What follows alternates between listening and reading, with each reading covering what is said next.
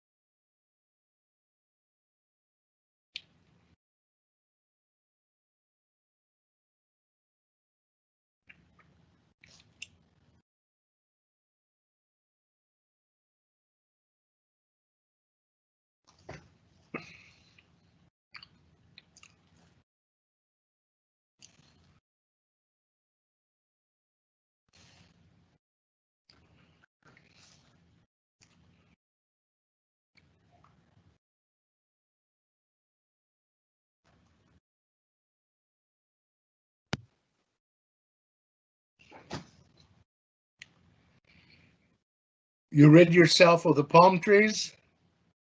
I think so, Okay. unfortunately.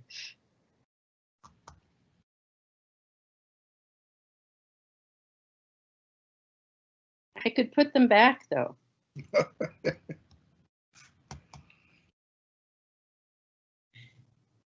Okay. Commissioner Breitling, Commissioner Sherling, we see you and we hear you. We may have been on mute a moment ago.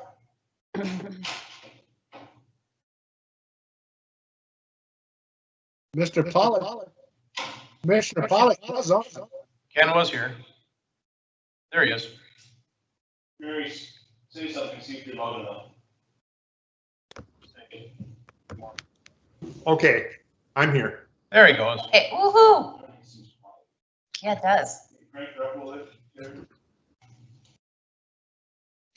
We're just adjusting the volume so we can hear you folks when you speak. Test 1, 2, test. We can hear you, but it's just not real loud. We're gonna get it fixed here. And we'll kick her off in a couple minutes. Does that pertain to all of the commissioners? Yes, we can see you. We can see and hear you, but just not loud. Hmm? I bet Mike's on the phone at the forum. Probably is. I like your cheering. Well, they're done. All right. Canvas boards. There we go. Ken sounded pretty good right there. Volume sounded good.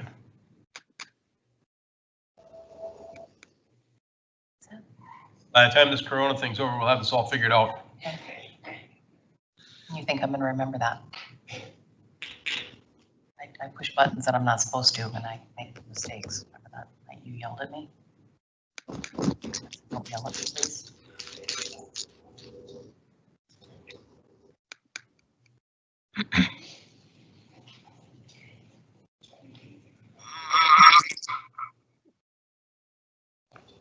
One minute and we'll go.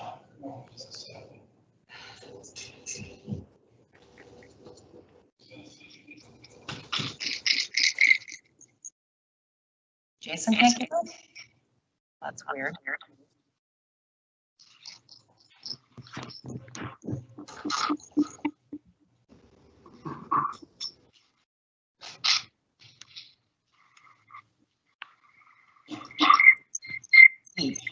What is that? And as a reminder, if you're not speaking, drop her on mute. Awesome.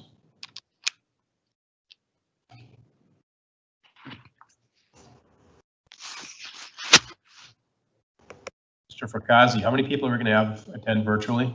None? Just Ben and Nick from the cities. I haven't had anybody else requesting. Yeah, I don't see any names here, Oh, so I'm presuming, I mean unknowns, okay. so I'm presuming there will be no one. Okay. That's what I'm asking, I guess. Okay, you ready, everybody? Good? All right. With that, we will call the June 15th, 2020 Cass County Commission meeting to order. Roll call, please.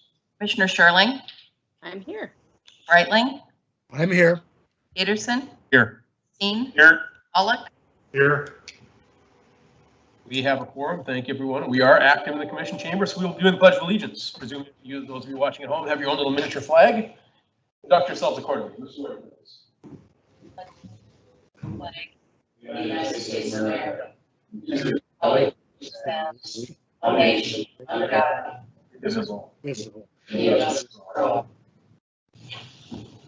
Mail out little mini flags to everybody to have in your office. Commissioner, if you had a chance to review prior meeting minutes, if so, look for a motion to approve, amend, discuss. Second, please. Second.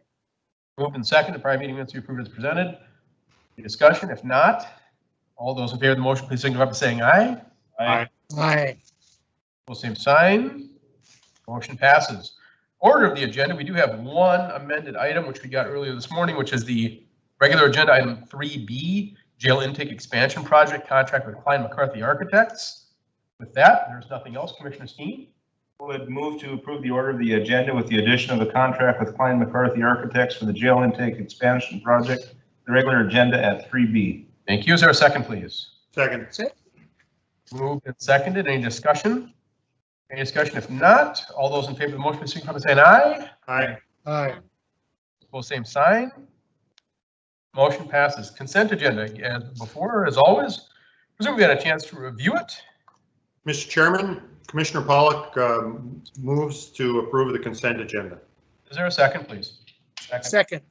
Okay, moved and seconded. Consent agenda be approved as presented. Any discussion on the motion? Any discussion? Any discussion? If not, roll call, please. Commissioner Steen, Yes. Sherling, Yes. Breitling, Yes. Peterson, Yes. Pollock, Yes. Wonderful. Consent agenda approved as presented. Now it's time for public comment. I actually don't see anybody outside our team, meaning Cass County team, in the meeting at all. So pause for a second and presume that that's it. Okay, moving on. Regular agenda, item 1, time to reconvene. The excitement that we had from last meeting. We're reconvening the County Board of Tax Equalization. Mr. Frakazi, you have the mic. All right, thank you, Chairman Peterson. Commissioners, presented in front of you today are the recommendations that I put together from the last meeting, which was the County Board of Equalization. We took hearing and reviewed more detailed information, additional information, I should say, that was supplied at that meeting. And on the second page, you'll kind of see those individual recommendations laid out. We can go about this 2 separate ways. We can either, if the board has any specific questions about any of these, I can go over those in more detail and we can approve the recommendations as a whole, or we can go line item by line item and just have a discussion about each one and make a recommendation at individual level. Mr. Frakazi, if I may, Mr. Steen, Mr. Frakazi, is there anyone that's going to be present to appeal these, or is this all folks you've communicated with and no one, I don't see anyone in the meeting and there's no one in the room, those of you watching. Is there anyone that's going to show up to discuss with us your findings? Through communication, I have not had anybody contact or say that they would be at the meeting. Okay, Commissioner Steen. I was just going to suggest that we do these by city. In case that question does come up, but go either way. Mr. Frakazi, an objection to go by city? Absolutely not. Okay, commissioners, is that acceptable? Not hearing any objection, Mr. Frakazi, let's proceed on a city by city basis, please. All right, starting with the city of Fargo. So 3 properties were appealed by the same individual, Richard Nymark. One is a house that he's renting out, a residential house, and the other 2 were apartments that he's currently trying to sell. This just simply came down to, it was a pending review. It just needed to get inspected. He wanted somebody inside to kind of just see this in more detail. There was some definite condition issues that showed up, even in some of the pictures I supplied for those. You see some of the windows damaged and just deferred maintenance throughout the years, which resulted in some changes that the city of Fargo made on those. They are recommending, the recommendations for each individual one is attached, but they are recommending lowering all 3 of them. So. And I don't see Mr. Hushka from the city of Fargo. Were you expecting him to attend or one of his representatives? I did saw a notice. Usually they are in attendance for, or they might be listening on the back end, but I did send the link. I don't see anything. Mr. Hushka, would you happen to be on?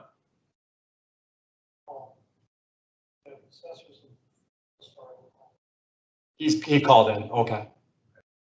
Nothing from Fargo. Okay, so commissioners, any questions? Mr. Frakazi, anything more to add?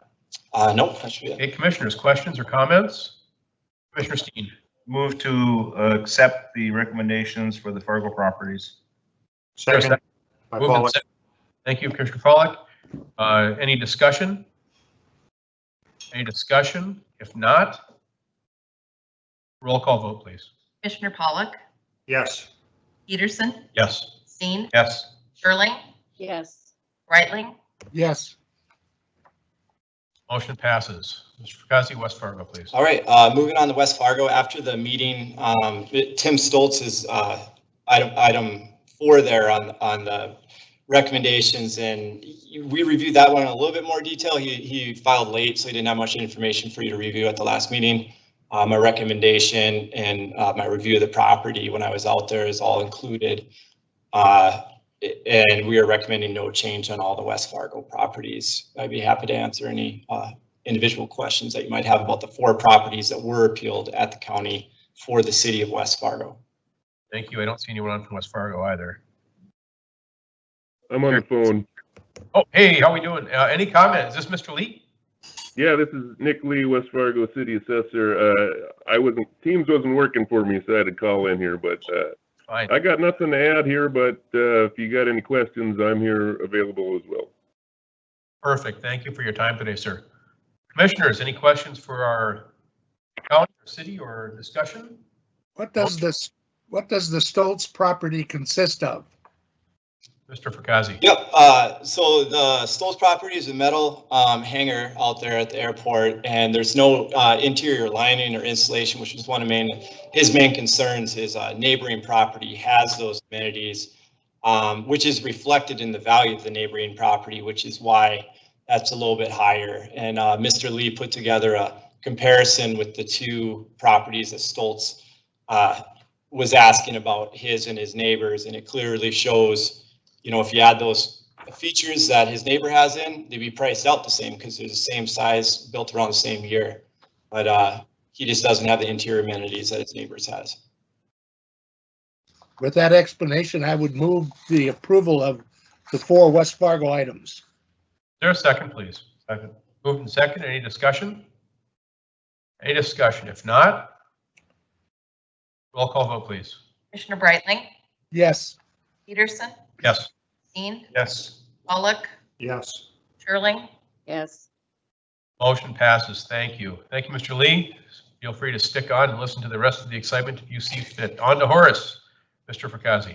All right, City of Horace, all our information again has been written up and reviewed, and we supplied sales comparisons for all the properties that were appealed, so we could justify our valuations that we have on the property, and we had no problem supporting that information, and we are recommending no change on those properties as well. Wonderful. I don't see anybody on from Horace either. So Commissioner Steen. I do have a question, and I might be looking at maybe last meeting's data. Sure. I'm looking at the Burkhart one. Yes, yeah. And the letter I'm looking at says value $742,300. That's the letter to us. And the paragraph indicates the appraisal concluded a value of $709,000 as of April 13th, 2020. Mm-hmm. So help me out. Yep, no, that's a great question. So what you're looking at there is a reappraisal, refinance appraisal that he submitted to our office supporting the 719.4. The valuation Vanguard came up with was pardon me, I think it was 742.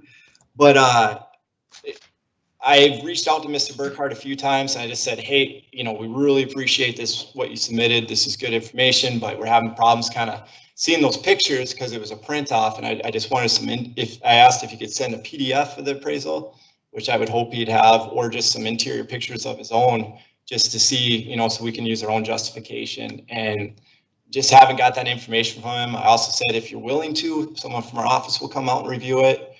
I'm not, maybe down the road, if we have that opportunity to go in, we might see something differently, but as from what we're seeing right now, we have to trust in the numbers that were. You Put still weren't together. able to enter the house or, okay. No, I got it. no.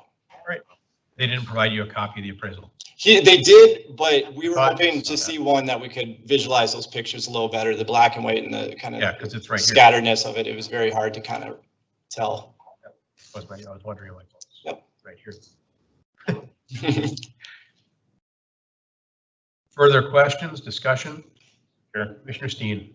Make a motion to accept the valuations proposed for Horace. Is there a second, please? Second, Brightling. Moved and seconded. Any discussion on the motion? Any discussion? If not, roll call vote, please. Commissioner Sherling, Yes. Brightling, Yes. Peterson, Yes. Steen, Yes. Pollock, Yes. Motion passes. Mr. Fugazi. Okay, Reed Township, moving on to, there was 2 appeals from Staples for some egg land they have. I don't believe they had the information in time at the last meeting, so just kind of go in a little bit more detail on this. As I discussed at the last meeting, we did a complete reval of all our egg land, bringing in a new detailed soil map, which led to the change of some of these properties. So they specifically had a pocket area that went from a 62 PI to a 78 PI. And there was about 10,000 acres in our county in that eastern townships that were all hit by that, and they saw the same increase.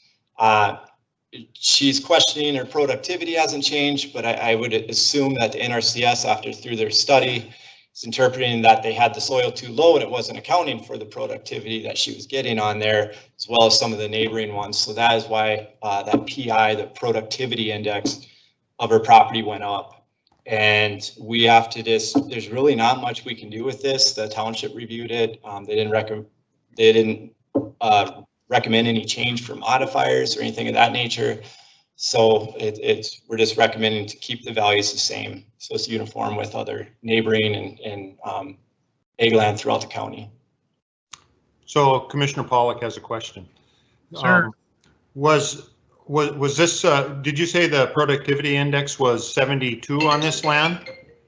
It was previously a 62 and it went up to a 78. So it had a pretty dramatic adjustment upward on the soil based off the soil type. And is this land being treated as any other 78 PI land in the county or in the township? That is correct, sir. So we value all our 78 PI, regardless of what soil makes up that 78 PI. If the NRCS grades it a 78, we're assessing it all at that 1275 per acre. And do you break, according to the maps, you break out if it's 35% 65 and, you know, and 65% 78, do the taxes break it out that way? I don't know if I'm understanding your question correctly there.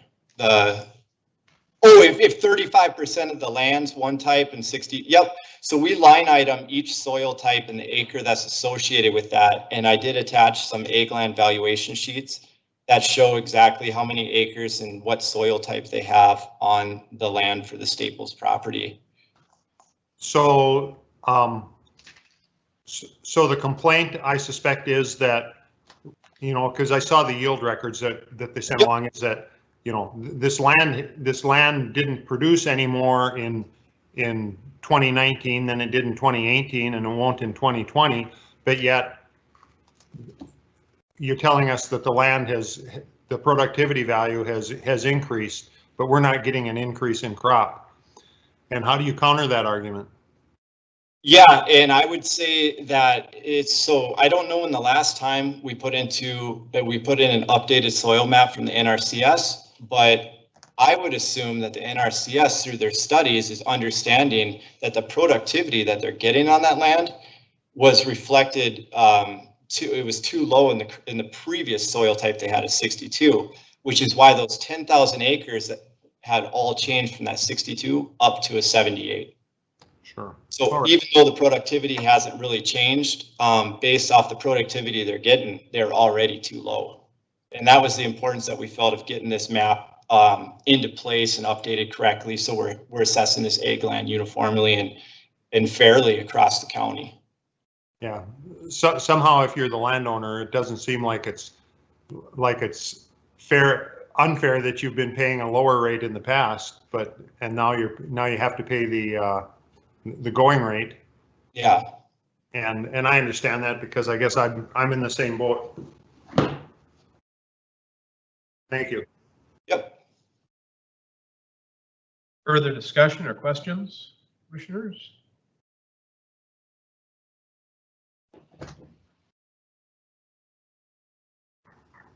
Chair, Commissioner Steen, is I'll move to accept the recommendation for the valuation of the properties listed under Reed Township. there a second, please? Second. Moved and seconded. Any discussion? Any discussion? Any discussion? If not, roll call vote, please. Commissioner Pollock, Yes. Steen, Yes. Sherling, Yes. Brightling, Yes. Peterson, Yes. Motion passes. Mr. Fracassi, Watson, please. Okay, Watson Township was another appeal that came through on the day of the meeting, and there was quite a bit of information they wanted to cover as a township. So I really want to thank our GIS team that Terry has with them. They went together quick. They put a map out for me, 45-inch by whatever, that detailed all the information they wanted for ag land, land use, soil types that I could take out to the township and review the questions they had. And basically, just kind of explain the process that we did with this whole review of ag land. Watson Township and Leonard Township probably saw some of the most dramatic increases, and it's just because of the soil type was out there. That's out there. They don't necessarily have the highest one for PI, but they did have some adjustments upward. And, you know, we had some good discussion, and what we did is we went out and we had some individual lands that they discussed with me. We discussed land use that might have changed throughout the years that wasn't recognized, things that moved from cropland to pasture that we are updating our system. And we drew out all that information on maps. If there was specific modifiers that they felt appropriate, we discussed those and made sure it was uniform for their township. And what it came down to, there was about 3 specific sections out there that were really, in their eyes, represented poorly with new information. So we had discussion on that. This is going to be a long process, though, getting this all finalized, finished, and with the concerns they have and any adjustments that they'd want. So it's not something we can change today. So we're just asking to approve the values as they currently stand today. What I'll do is, through our discussion with them, if there's adjustments that we need, I'll file a short form abatement, which will adjust those numbers. And there was about 15 specific parcels out of I think there's 150 or 160 in Watson that we looked at. So I have a question for you. Sure. If a farmer puts drain tile in a quarter section of land, does that increase the productivity index or increase the property taxes on that land? Yeah, so I don't think it will initially. And again, this is because we are only able to update our maps from the NRCS when they provide it to us. And 2018, they just put out one. I would imagine, yes, it could, but we won't see that impact for quite some time until they redevelop a map.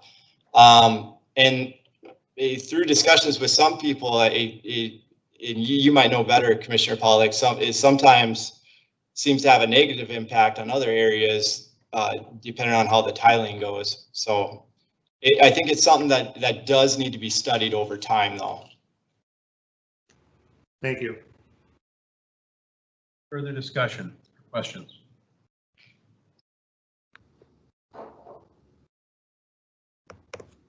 Commissioner Steen, I would move that we accept the recommendation for the property valuations in Watson Township. is there a second, please? Second. Moved and seconded. Any discussion? Any discussion?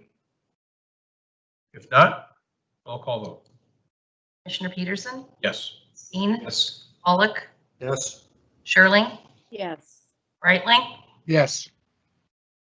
Motion passes. Mr. Fracassi, All right. anything else? That is all I have. At that, we can adjourn the meeting and For a motion to adjourn our there a second, please? Is there a second?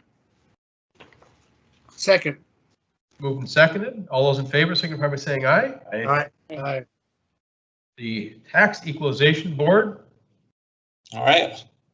is adjourned. Thank you. Mr. One more Johnson. year done. Thank you, commissioners. You expect me to say is awesome or what? Okay, with that, item 2, the NACO Achievement Award for Highway Department. I see Mr. Benson. This is a far bigger deal, I think, than a lot of people will think it is. This is something that Mr. Wilson and I have been maybe pushing our engineers to show our neighbors. I mean, we've spent a lot of intellectual time and very little money investing in alternatives, and I think we've had a home run out of the park. Mr. Wilson, I'm just going to let you lead off and then jump to Mr. Benson.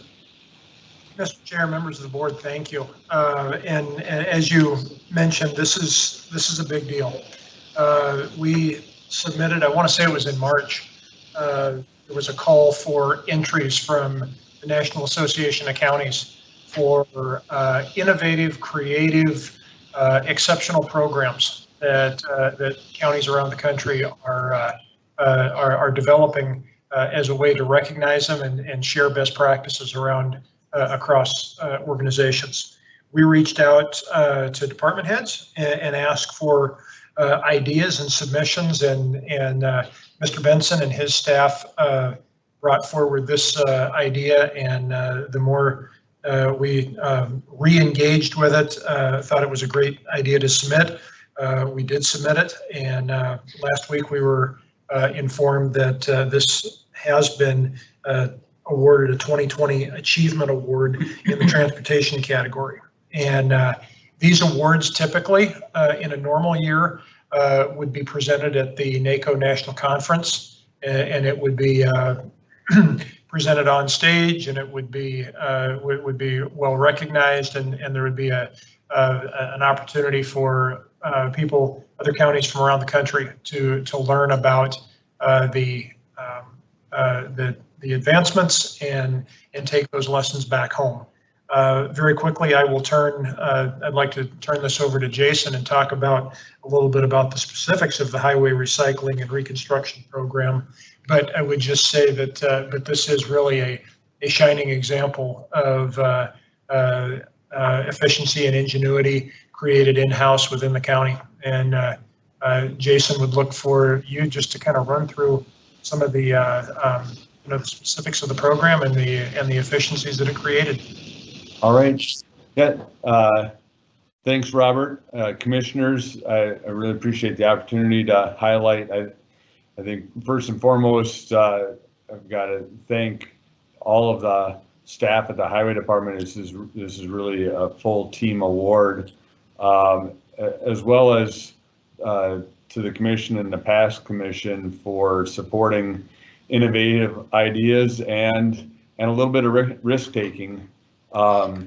This really stemmed from a conference a little over 4 years ago that I attended, and there was a contractor there who was trying to talk me into trying some innovative ways to do things. And I said, well, we haven't done that for a long time in Cass County. I'm not willing to go out and do that on a 8 or 10 mile stretch without seeing it first. And so we started a discussion, and a year later, we went ahead with a 2-day seminar hosted here in Cass County, with a day in the conference room discussing different recycling techniques, and then a day where we used a section of Cass County 9 out by Durban as a test section to demonstrate and test various methods of asphalt recycling and reclamation.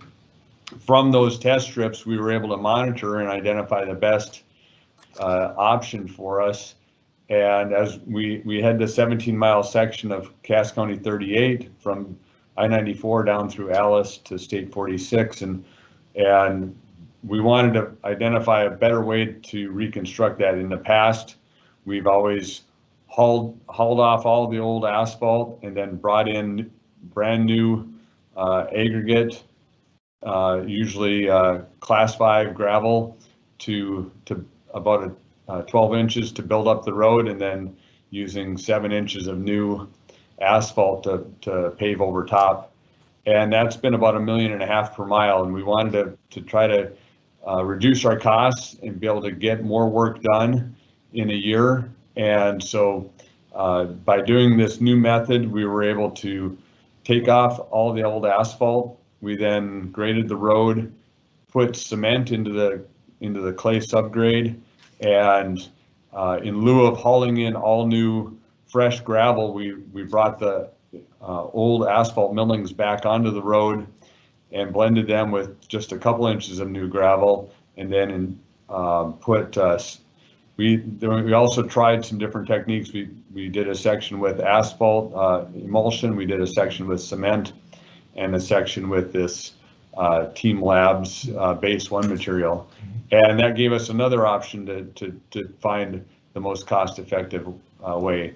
But by doing this method, we were actually able to get a stronger road. Our typical road section before had a structural number of 4. The structural number for this new roadway is almost 6. So we got a much stronger road, and the price per mile was right at $1 million a mile. So we saved $500,000 per mile for 17 miles. So $8.5 million that we saved over 3 years. A bulk of the construction was done in 2 years to complete that 17 miles. And then we came back last year and did the final couple inch overlay of that.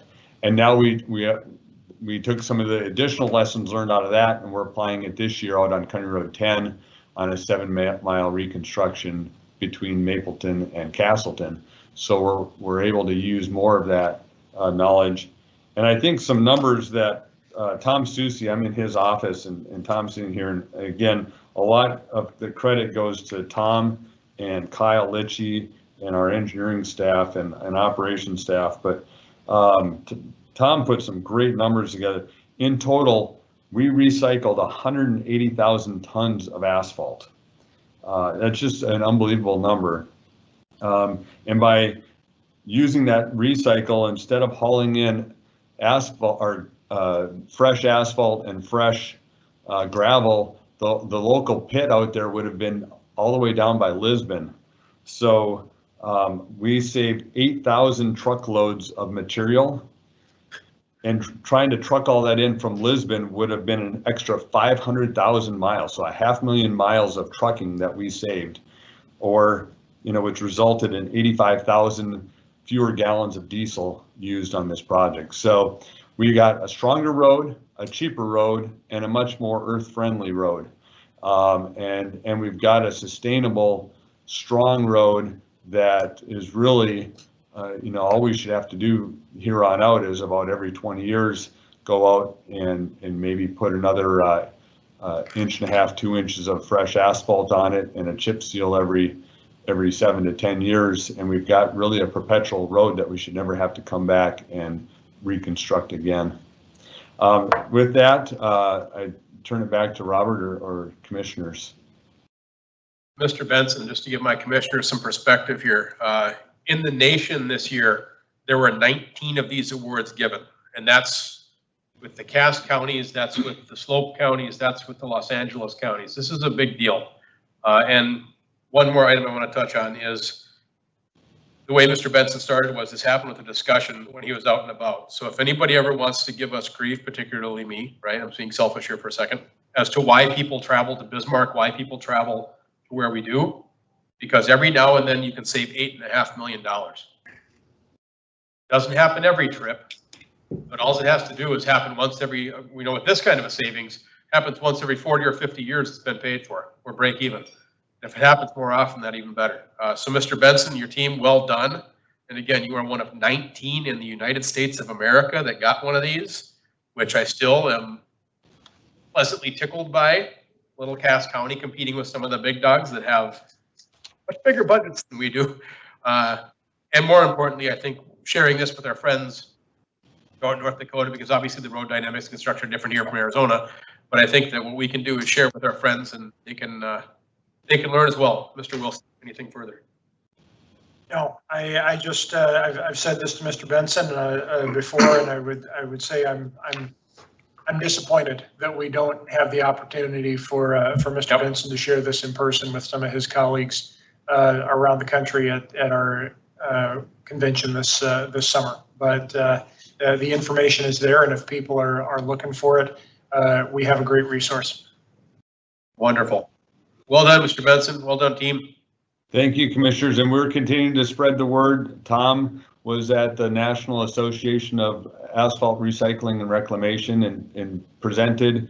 He's going to present at the National Association of Counties Pavement Preservation Group, and we've presented at the National Association of County Engineers Conference before, and our North Dakota Association of County Engineers Conference. So we're out there willing to share this information. So thank you. Thank you, sir. Item 3 on our agenda, coronavirus update. Mr. Wilson. Mr. Chair, members of the board, we've got two parts to this update today. The first one is rather typical. The second one is, I'll say, rather atypical, and we'll get to that. The first part, this has been more or less the weekly or every other week update of where we are in continuing to work with the needs that thrust upon us by the ongoing COVID-19 pandemic. And really where we are right now is as many other organizations and areas across the country are dealing with, we are as well of in what stage, what pace, how do we move forward reopening activities. And one of the things that we've been dealing with most immediately and following up on is working with the courts. The courts, after a number of weeks, about 2 months of really being shut for all but all just hearings that really require an immediate timeliness of hearings. Many of their hearings have been suspended, and between a slow start or a measured start last week on the 8th, and now this week starting on the 15th, they are really ramping up to getting back to a more normal schedule, which is probably exactly what they need, because it's with courts and other things shutting down over 2 months, issues that require court resolution did not stop. So they have a backlog that they need to get through, and so they're getting back to normal. Obviously, they work within our building, and so that is bringing a larger volume of people into the courthouse and the annex building, and we're moving forward as well. So with court operations getting back to as close to full speed as can beginning this week, that's introducing some more people back into the facilities. How does that impact us as a county organization? Had a number of questions of when do we consider dropping or changing the open by appointment only status that we have.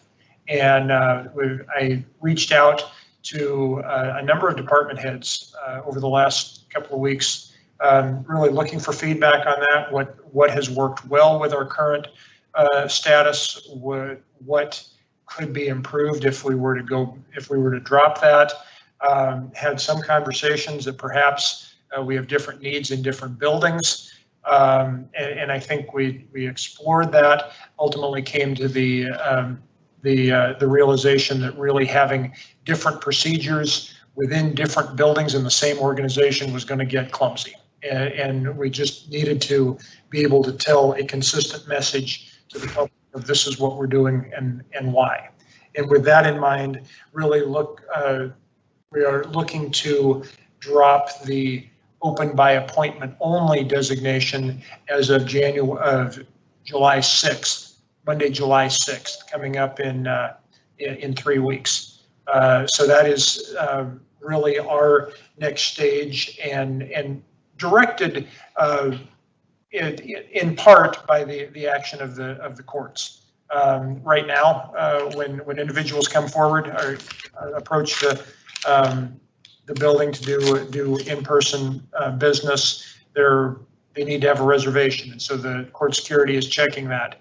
and part of the input was from court security that with the volume of people coming through for courts, checking that many people who wouldn't have reservations because they're or appointments because they're going to court, that was from a workload perspective for court security, that was an appropriate time. So that is the plan for the date to drop the open by appointment only status. And I would stand by for questions before I move on. Questions, commissioners? I think it sounds like a reasonable and thoughtful approach. Thank you, Commissioner Pollock. Another element to that is obviously we have a considerable number of employees who are working remotely. We did that for the social distancing recommendations and to provide for public health when that was really earlier on in this pandemic response. Obviously, as mentioned earlier, there are some organizations, some entities that are loosening restrictions. We considered, do we really look to bring more people back in at the same time, more employees back in at the same time? The decision is no, consistent with a phased approach. Dropping the appointment only status as of the 6th would be one phase. Some departments may need to bring a certain number of employees back just to handle increased foot traffic that will be in the building. But we're not going to, on the large scale, ask departments to bring the bulk of employees working remotely in on the 6th. That will be sometime following that. I'm still hearing input from department heads of the appropriate time to do that. I think there is a time that we don't need to go in an indefinite status with the level of working remote that we have, but still measuring that exact time frame. And I expect to have more feedback for you and more direction at the next meeting on the 6th. Got one more point, but I'll pause if there are any questions on that point. Commissioners, questions? Mr. Wilson, continue. Mr. Chair, members of the board, a conversation that I have had with Chair Peterson and with Cindy Stoic and Human Resources is that clearly with everything going on in the last couple of months, we have asked a lot of our employees, and I think across the board that our employees, this organization has responded very well, and I think there's an appropriate level of recognition and appreciation that should go along with that, and we have looked at how do we do that in a tangible way for employees, but also a way that is responsible to the resources entrusted to the county. And what we have talked about is including 8 hours of personal leave for full-time employees that is above and beyond annual leave. Recognizing that employees have been asked to do some work in some unusual circumstances the last few months, whether that is working from home when that hadn't previously been a need, or in some cases working long hours, doing job duties in a substantially different way. But the reaction and the response to this pandemic on an employee level has impacted a lot of our employees. And so that is one thing that we've discussed, and I bring that to your attention for your discussion and consideration. I think there is some merit to it, but clearly there's a financial impact of that as well, and we wanted to have that discussion among the board. Commissioner Steen. Two questions on this. You just kind of touched on it. Have you done like a fiscal note on what this might be? Just any estimate whatsoever? Yes. And I took a guess, but I want to see how close I am. And I heard the number last week. It is roughly $100,000. That's my guess exactly. So that would require a budget adjustment. Yeah. Okay. Yes. Clarifying that. And then the second one, and I would believe this is your intent. If you're going to set this out in policy or statement, you may want to clarify. I'm assuming this is for current employees or employees who are currently here and were employed April 1st. Yes. Your statement kind of says employees who are here April 1st. Yes. Current employees who were here as of April 1st. Was the intent. Tweak that just so it doesn't create any expectation. Understand. I appreciate the feedback.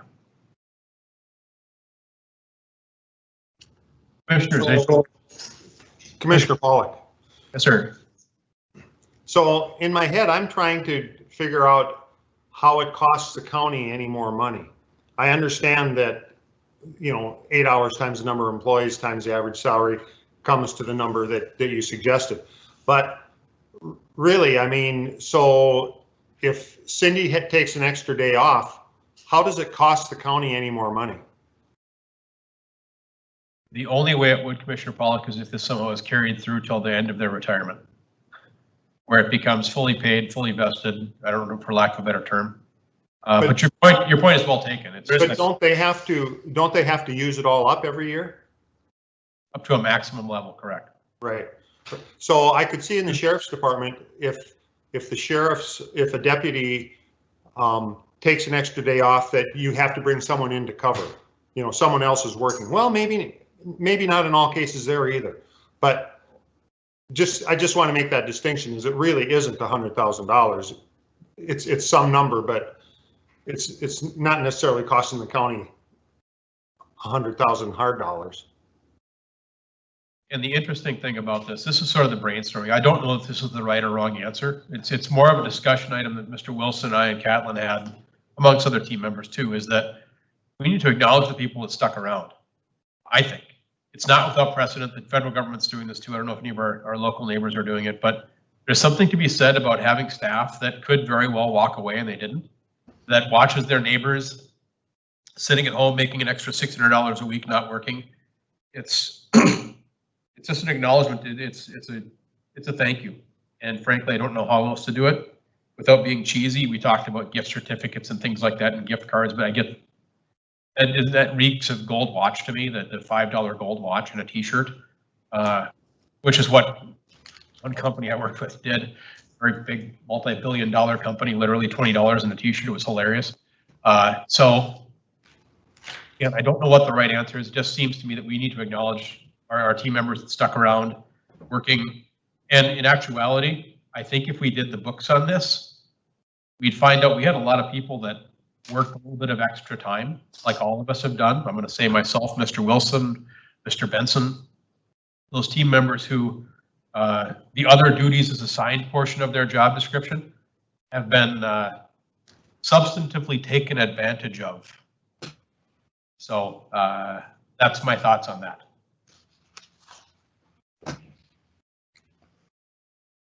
And then Commissioner Steen. The t-shirt thing, is that something that all the employees would appreciate? Is there another option you might want to give them?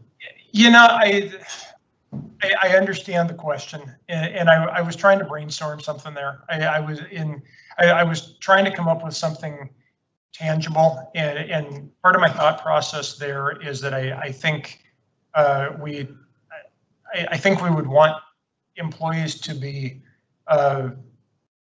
proud to represent the organization and wear that around and have that as a gift or a token of appreciation. But I'm certainly not saying that it is the best idea. If there's another better way to do that, I'm open to that. It's a minor item. But I think, don't we have like an employee health or activity committee or something like that? We have some to me. We have a wellness committee. Well, you just ask them. I just get some input. I mean, I know in the company I work for had over 2,000 people, and I'll guarantee you not everybody wanted a t-shirt regardless. I mean, just something to ask them, but I am an option. Mr. Chair, Commissioner Shirley. thank you. So I don't know how you do it, but boy, I'm sure our local restaurants could sure use a boost. And I don't know how you'd figure out exactly how you do that, but you know, if we can put money back into the local economy, I'm all in favor of that. I sit on a downtown, gosh, I can't remember what the thing is called. It's a committee we just formed. It's basically a downtown betterment committee. And they actually have a gift certificate that encompasses all of downtown. So you could get a 25 or whatever dollar gift certificate, and you can use it for a book. You can use it for lunch. It's an incredible little thing. And again, Terry has my phone, which if I had my phone, I could look it up. I think it's an outstanding suggestion or Gary? something like that. Yeah, I know exactly what you're talking about. Of course, that would just take it to Fargo, but Well, and I don't know if there's a better answer, but thank you, Terry. Just something that we wouldn't, you know, it doesn't necessarily have to be food. It could be a book. It could be, that's why I like that idea. But again, I don't know. Main thing is we want to bring this to you to discuss it as we're doing right now, because I don't know if there is a right answer. Commissioner Pollock speaking. Yes, sir. So it seems to me, if I understood you correctly, that you were making light of the multi-million-dollar company that offered their employees a cheesy T-shirt. I absolutely was. It was literally a T-shirt and a $20 gift certificate. Okay, well, And they're we're a multi-million-dollar government organization and offering a cheesy T-shirt as well. I think that the gift of the extra paid day off is very generous, and I'd be comfortable just leaving it at that. It's the Downtown Quality of Life Committee that I'm sitting on. Anyway, so we know.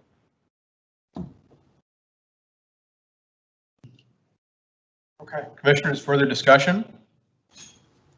Mr. Wilson, do you have some guidance to put something together for us so we can I do. quantify things? I do. We will move forward with that. If you would, I would still come forward with the option of the possible downtown gift certificate. I think it'd be great as well. We can look at it. Haven't approved it, but it'd be nice to look at, see what the cost is and how that works. Okay. Well, you know, I think downtown is fine, but I think that this is a big county. I think that if you're going to, you should make it more general than that. I mean, maybe it's a West Acres gift certificate. Those people have to be really hurting as well. I appreciate the comments, and again, to your point, we've also got a number of rural communities, and so I think there would be some thought that would need to be put into how we do that. But I appreciate the feedback, and that gives some really good direction forward on. All right, thank you. Mr. Wilson, anything further for Corona? Well, not for 3A. Moving on to Item 3B, which is the jail intake expansion project. Mr. Wilson. Yes, and let me tell you that I think we've put a lot of information at you, and quite frankly, the suggested motion has changed since that was distributed to you this morning. Was this forwarded out? That was not. Okay. That was done just before the meeting. Just so you know, commissioners, those of you attending virtually, we had a couple lines adjusted in terms of suggested motion, which I'm sure Commissioner Steen will read later. I guess, you know what, I can read it. When the time is prudent, you explain, Mr. Wilson, then I'll give you the suggested adjustment based on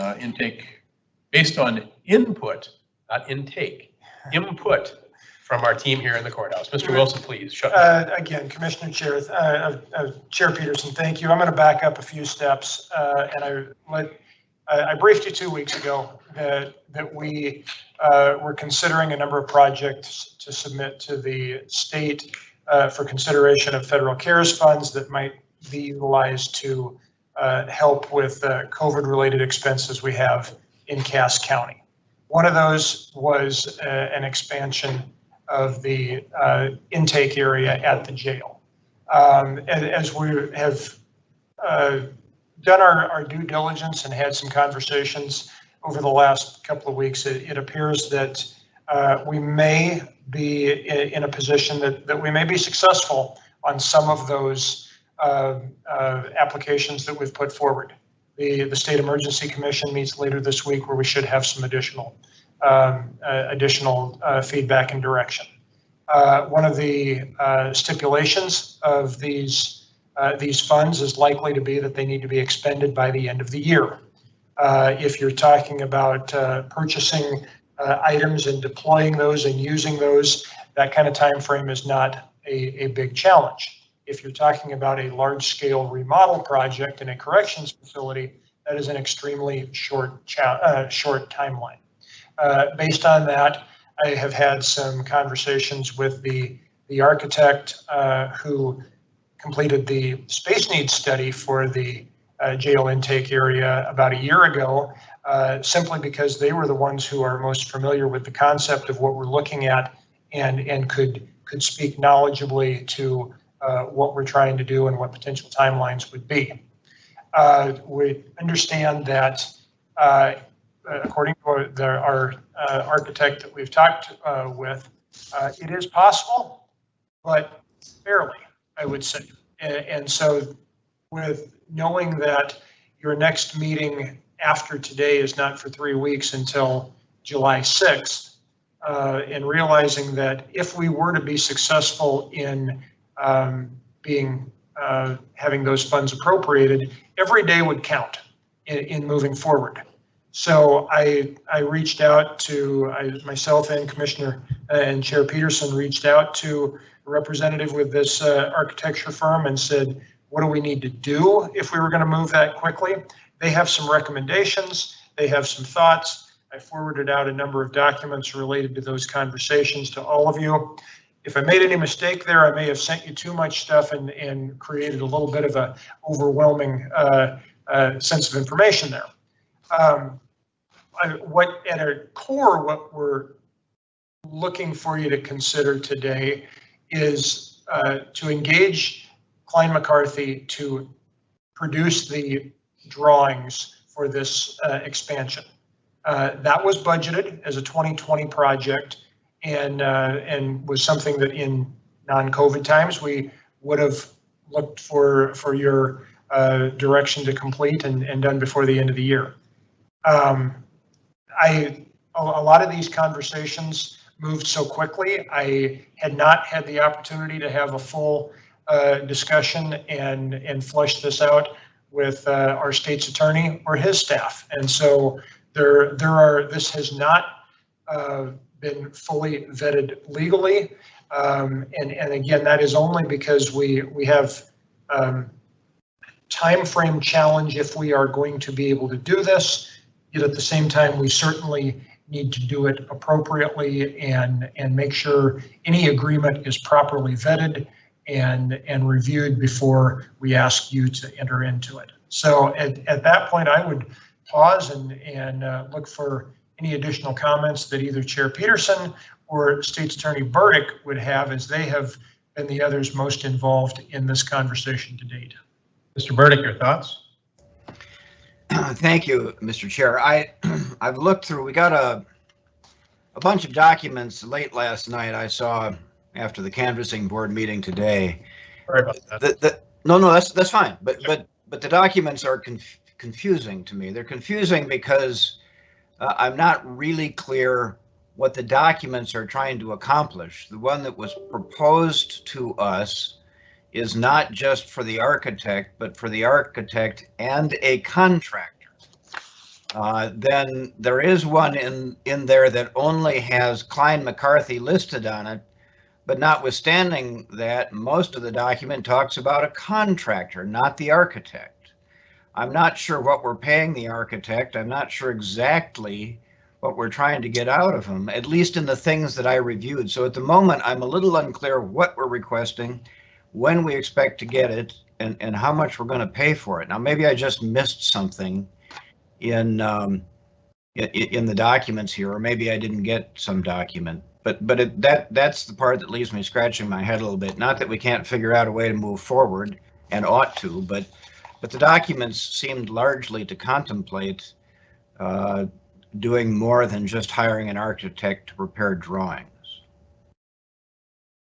Mr. Chair and Mr. Burdick, what I did forward included I think a number of conversations that we, myself and Chair Peterson had with Klein McCarthy that included both what we would talk about with the particular first step that we would need to engage them in if you chose to do so today, but also a more broad discussion of what all needs to fall into place if this project were to happen on the timeline we need it to happen.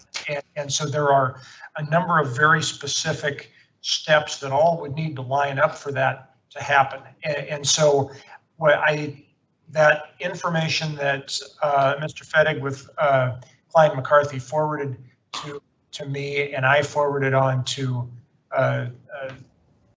you, I think there was a mix of a number of those different elements that all need to come together. And so I certainly understand the confusion that it was not clearly defined.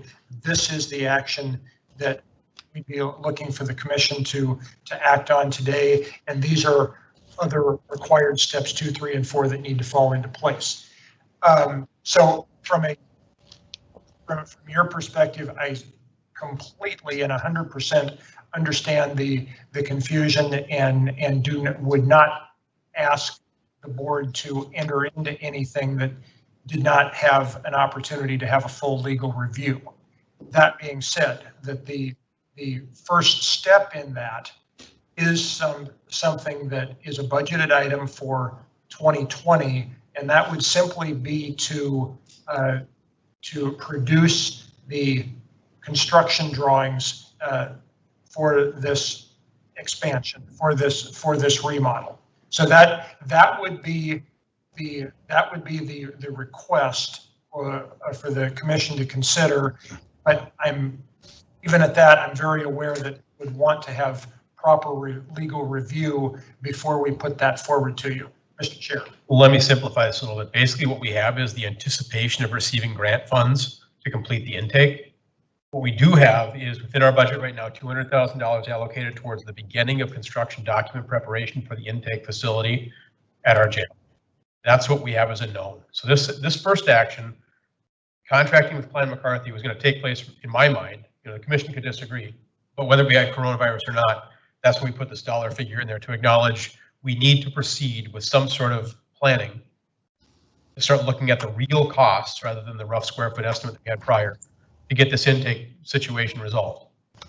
That's what we have as a known. The curveball is, oh, by the way, we might have federal money to pay for the whole thing and then some, inclusive of contingencies of in excess of $1 million.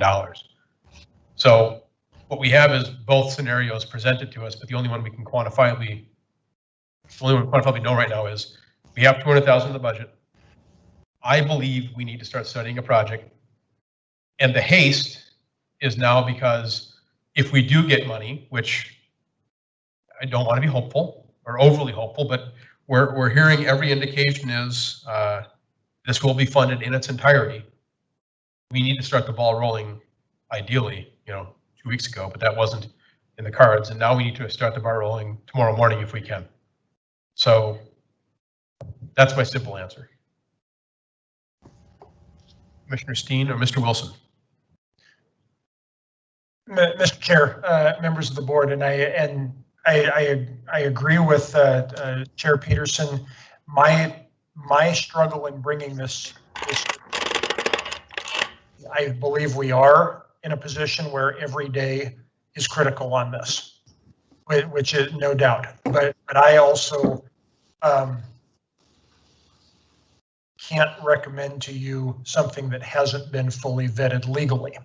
And so I know in the past you have at times reviewed approved things upon legal review and approval by state's attorney's office.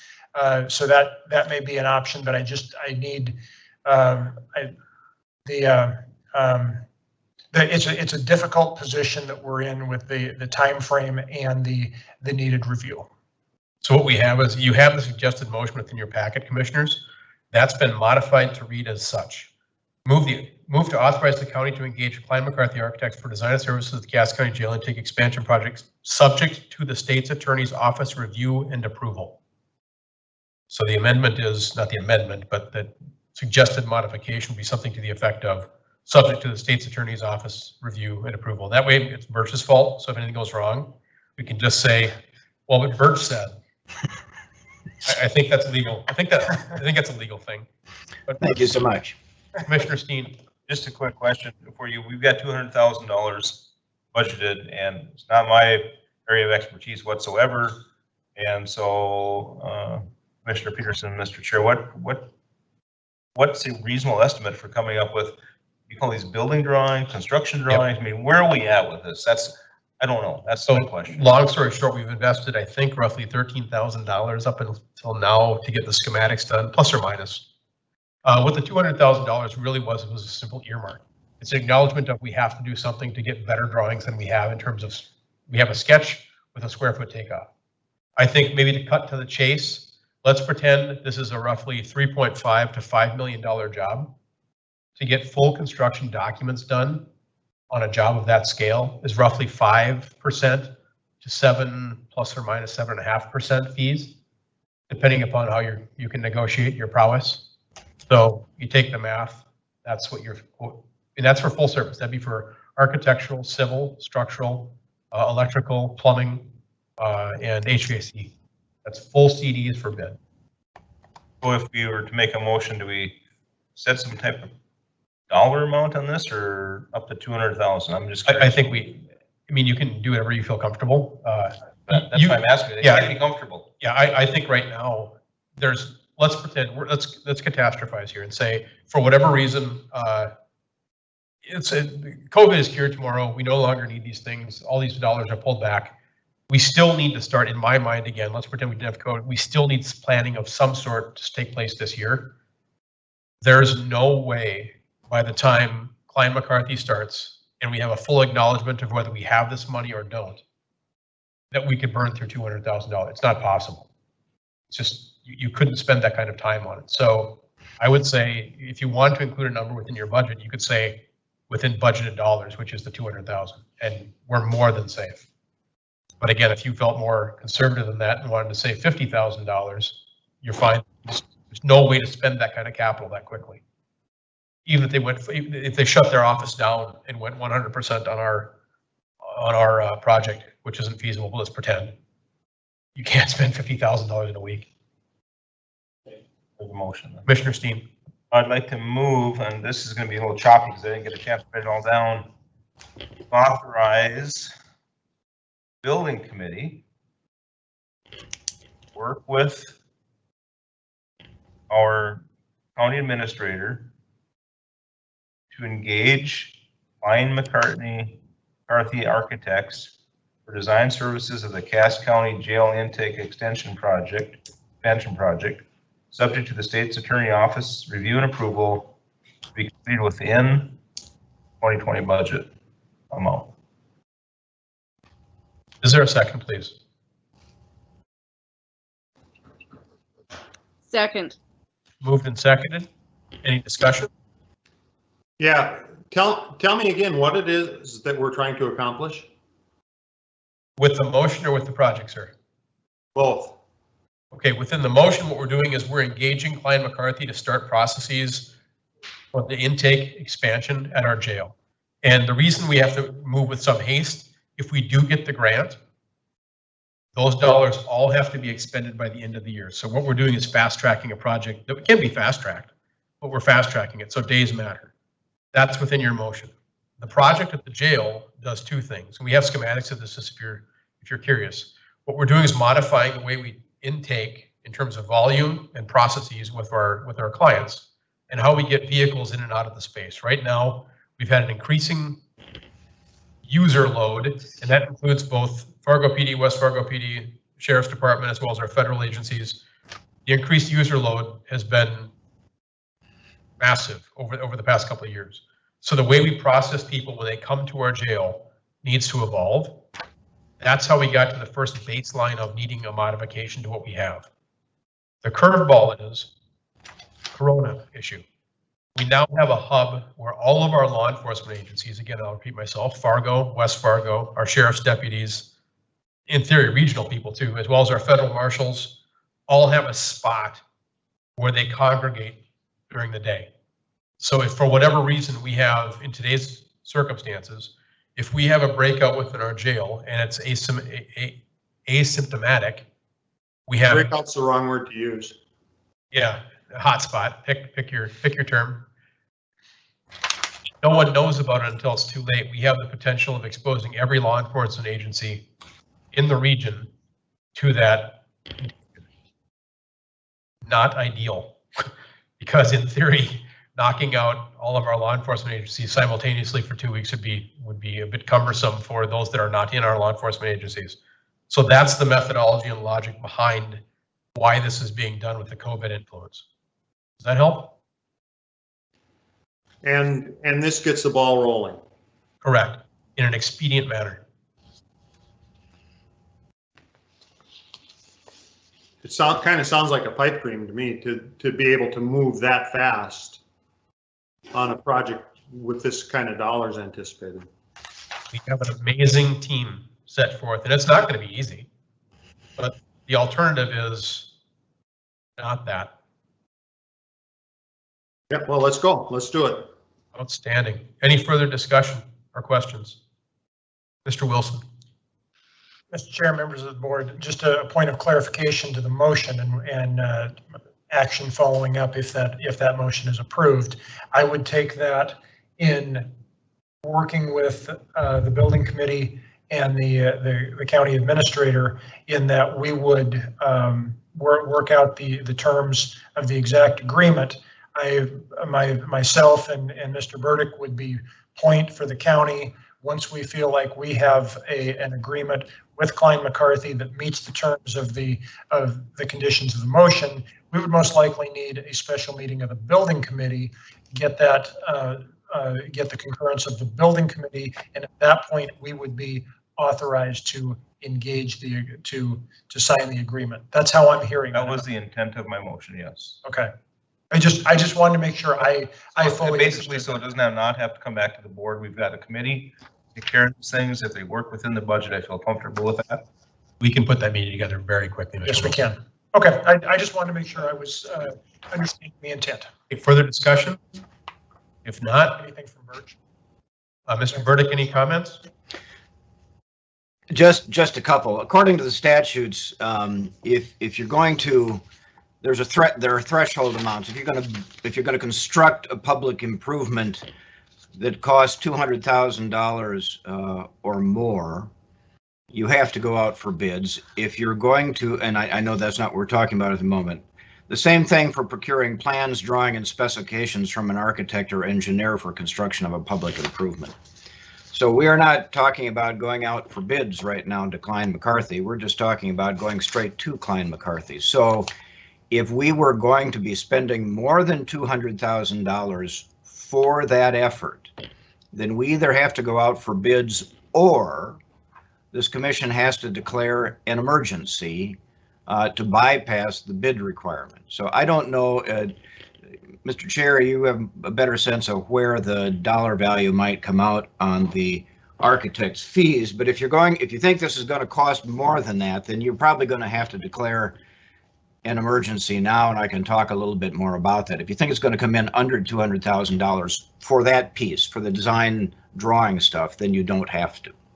As of right now, Mr. Burdick, I cannot guarantee that we're going to spend more than $200,000 because we don't have the approval from the state or FEMA. So right now we know we need to start something just because we would regardless.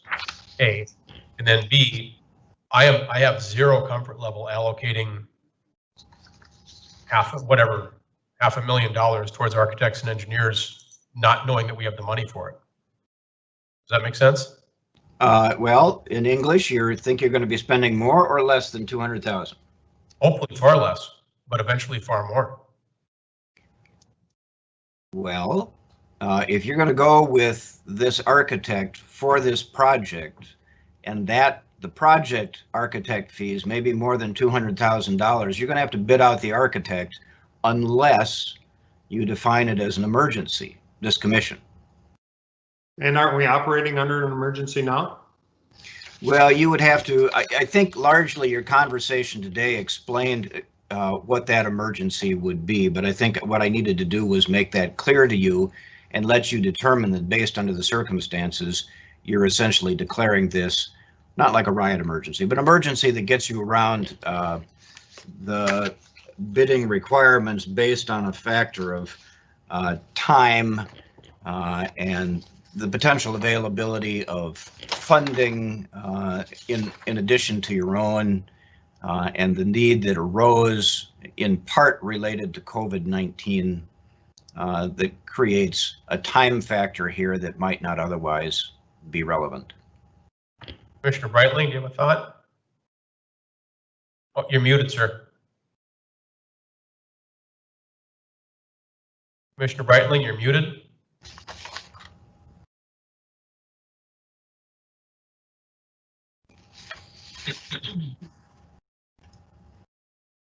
Can you hear me now? Oh, welcome, sir. My understanding of Commissioner Steen's motion is that we were not to exceed the amount budgeted, which is 200,000.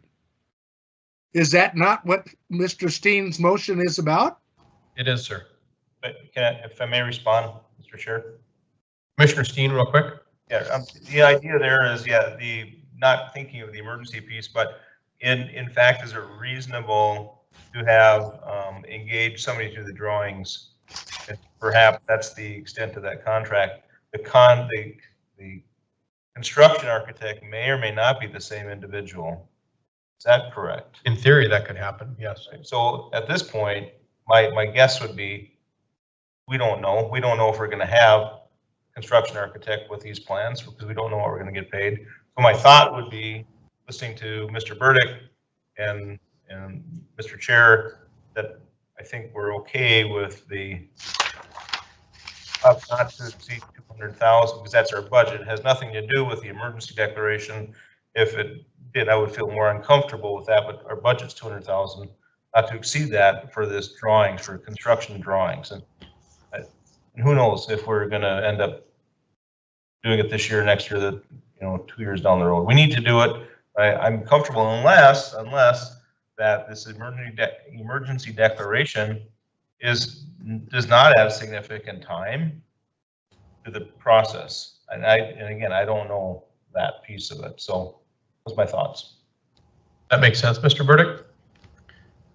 Yes, two things. One, an emergency declaration isn't something that takes time. It's something you can do here and now. So that's one point. The second point is, I don't think what the law has in mind is that we take 3 or 4 chunks of $150,000 and find ourselves at $450,000 and thereby bypass the bidding requirements. So if you think it's possible that the work here that you're asking the architect to do for this project could come to more than $200,000, whether right now or right now and later, then what you're doing here is going out to an architect without a bidding process and thereby potentially bypassing the threshold requirements in the statute. You can do that, but you have to say that essentially that your situation creates an emergency. What's an emergency? An emergency is not well defined by statute. What it has in mind is it's largely left to you. I think what you'd have to be able to do is stand up and explain why it wasn't sort of I'm making this up as far as wording, but arbitrary and capricious determination, and that the circumstances were enough unique that you felt this was an emergency and should go ahead now without the benefit of a bidding process on an architect. Commissioner Pollock here. Well, let's be clear. We're contemplating a project because of the COVID emergency to use in where our emergency responders congregate in the jail. An emergency declaration is not a stretch at all in this particular case. So Mr. Burdick, if we were to amend Mr. Steen's motion to include an emergency declaration to account for the possible overages of $200,000, would that be amenable, or is that too overly simplistic? No, Mr. Chair, thank you. I don't think that's overly simplistic because I think the accompanying conversation here explains why the emergency is appropriate. You've talked about timing, you've talked about need, you've talked about COVID-19 funds and the requirement that if they were to be available to you, you'd have to complete your project by the end of this year, and how that is a radically short time frame. So I think all those things provide good support for making an emergency determination here. And I think that your suggestion of adding it to the motion, if Commissioner Steen wanted to amend it and the second wanted to agree to that, might be a good idea. I think it's a great idea, Mr. Chair, if I may. You may, sir. And I'm not sure of the wording, but I would say something like, under emergency declaration, I move. And leave the rest of it as is. And if there's additional language, I'd be more than happy for Heather to edit that language as required.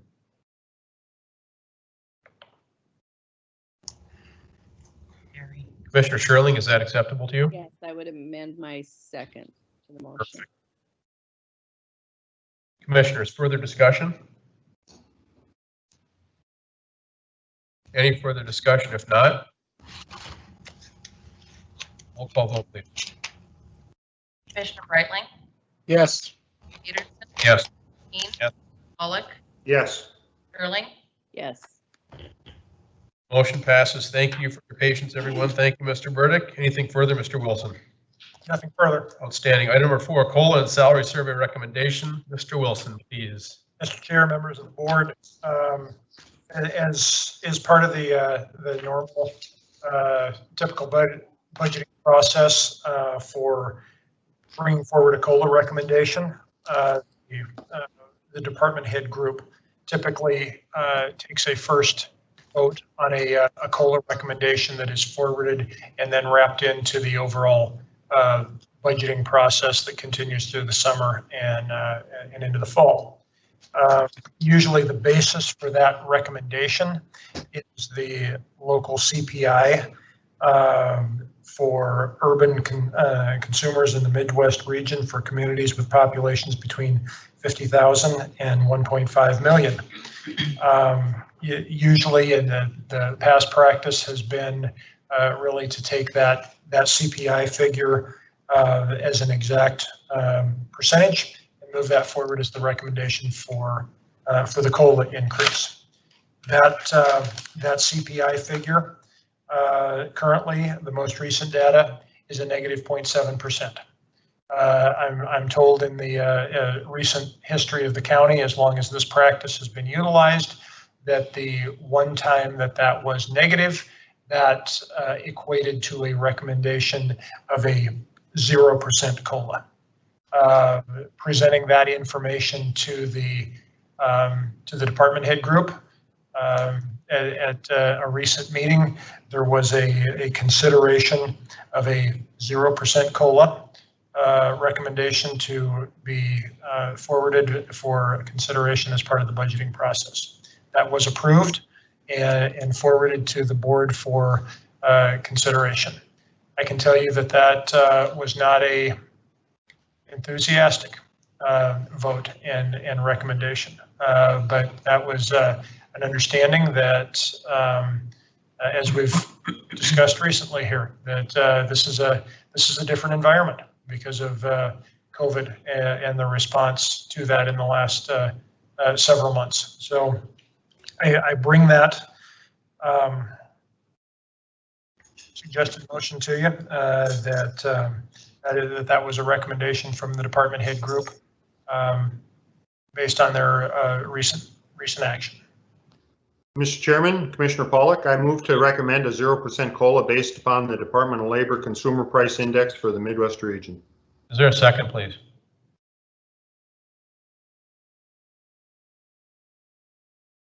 Is there a second?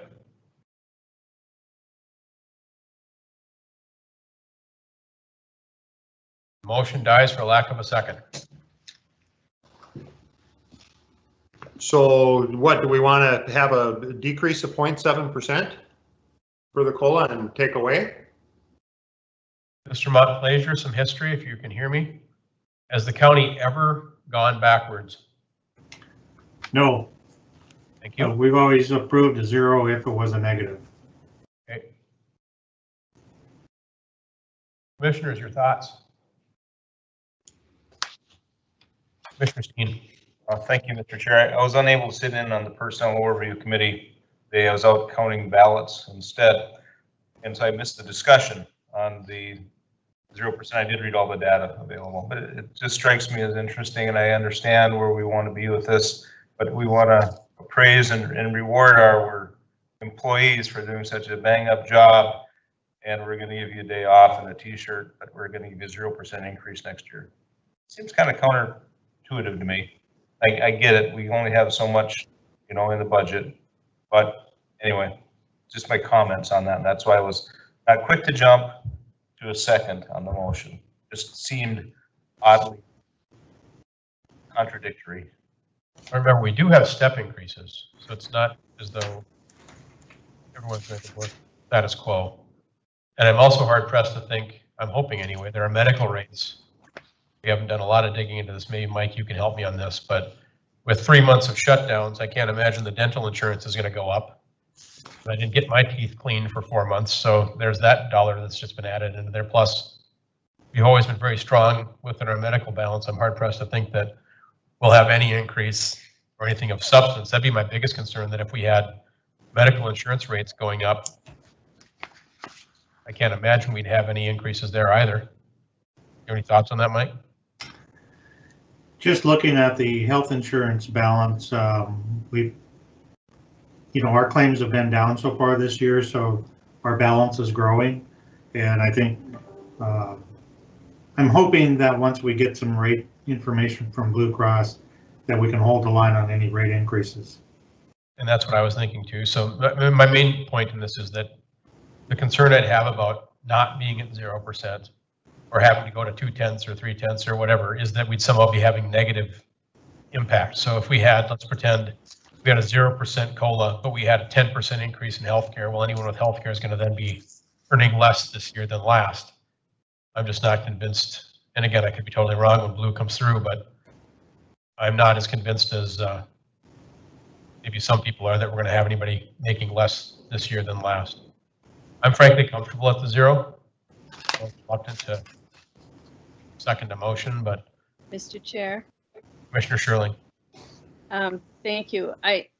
I'm comfortable with the motion as well, except I look at my portfolio and I think we need to have a hard, long look at law enforcement and their pay, and maybe we look at that at budget time. But I just have real concerns about that. That they've really been putting in not only extra time, but of course, risking themselves not only because of the riots, but just every time they interact with somebody. For the virus. So that's just, and I know that all the departments have their unique situations, but just because I'm probably looking at it closer this year than I ever have, I'm concerned about that aspect of it and making sure that that we're competitively paying our law enforcement and jail regionally. Commissioner Steen. And thank you, Commissioner Sherling, because again, I indicated I missed the personnel overview committee meeting, but the issue there, the question I had, I think we're waiting on, is we have an engagement, and you probably talked about this at the meeting, about, and we wanted to see that we were appropriately paying from a market rate perspective our employees in Cass County based upon local compensation. And I don't know where we're at with that. You probably covered that at the meeting, but again, it's kind of goes along with what Commissioner Sherling's discussion is. Are we looking at 0 across the board? Are we still going to investigate the market rate analysis that we engage Gallagher to do for us? And I don't have answers to that. So again, part of my hesitation to say yes, 0. And I think maybe I can touch on that, Mr. Wilson, you can jump in after. That's what we didn't get into, and I think what we're going to do, and I think Mr. Wilson's term was essentially a phrase, explanation was, instead of dumping on us piecemeal, they're going to try to get us the whole picture simultaneously, and that would be the next meeting. We talk about that, and I do think that we're going to find, and I don't know how much time folks have spent digging through what they were given. I don't know if was everyone given that full spreadsheet? No, So I'm privy to stuff you don't know, which is fine. But what we'll find is that we do have some friends, our coworkers, our family members that are a little underpaid, but we have some that are overpaid too. So as part of this discussion during budget hearings prior to, those items will be addressed. Mr. Wilson, you want to? Mr. Chair, members of the board, what will be coming is, and you will recall from your budget hearings last summer, at that point, we were coming off the strategic plan. There was a question about salary and benefits, and questions about, are we reviewing ourselves against the right organizations, or are we setting up our surveys correctly? And so there was direction and there was budget allocated to do a deeper dive into a salary survey, if you will. And so that work is in progress from Gallagher right now, and that's what Chair Peterson referenced, that we are going to have additional information coming in the next couple of weeks, we hope. And we expect with that we will have, we'll take a look at, they will take a look at a comparison of commissioner salaries across the region. They will take a look at a comparison of benefits, employee benefits across the region where we stack up, and they will also look at the overall pay matrix that we have. And in the past year, I think you're all familiar with that salary, that survey that comes through every 3 years and says this position's up, this position is X percent higher than the mean, this position is Y percent lower than the mean, and you get that snapshot of the 40 different positions.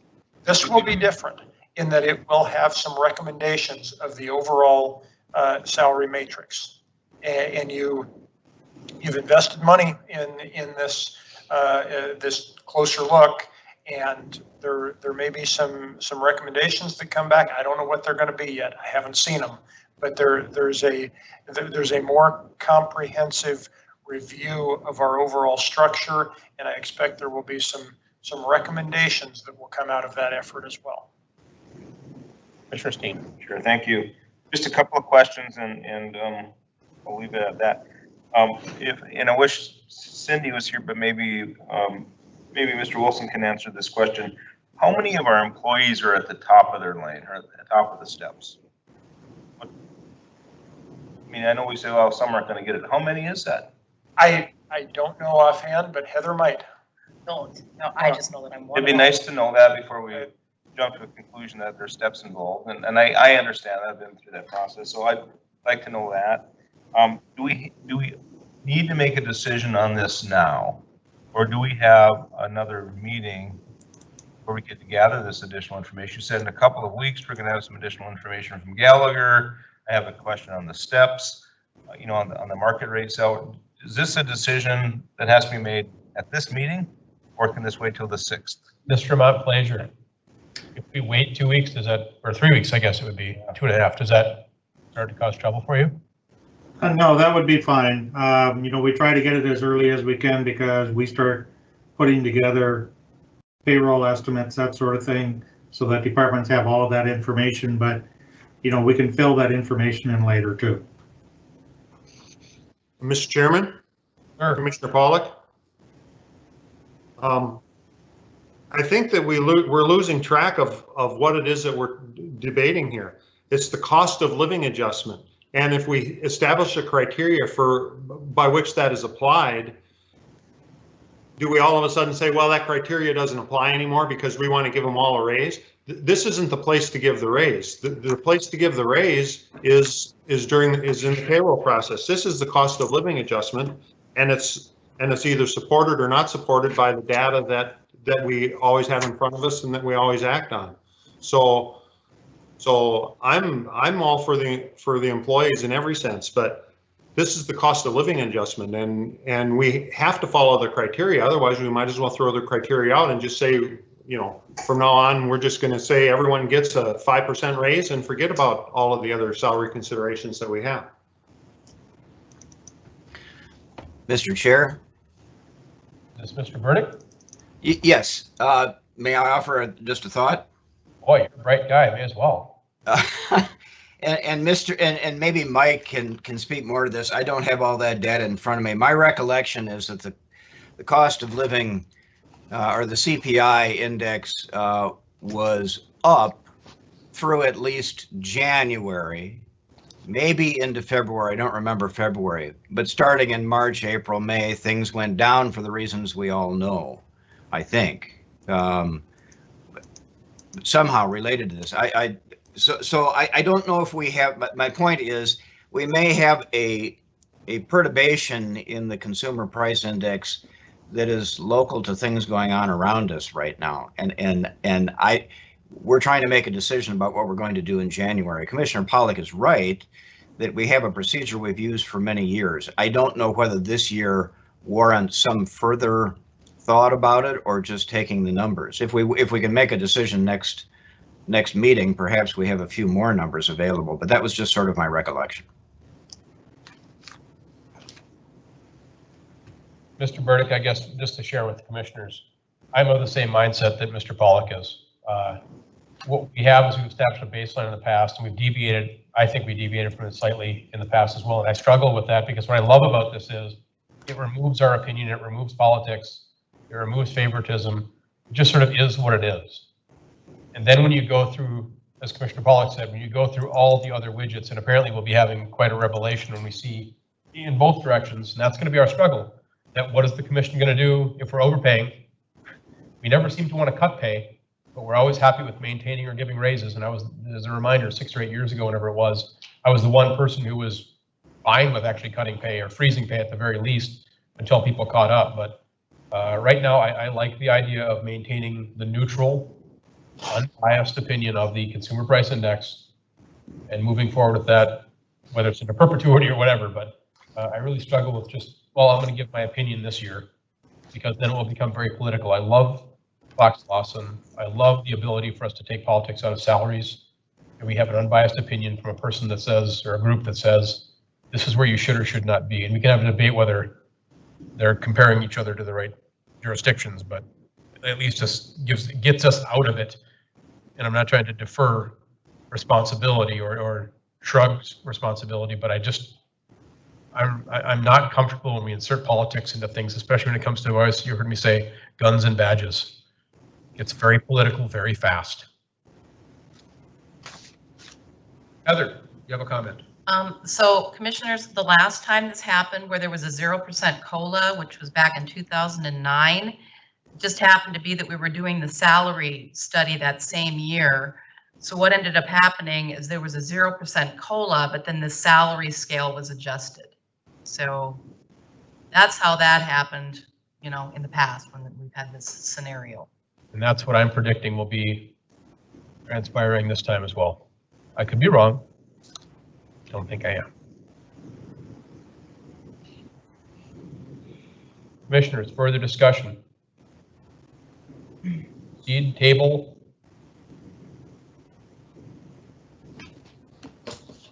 Motion. Have a party. Mr. Chair. Commissioner Steen.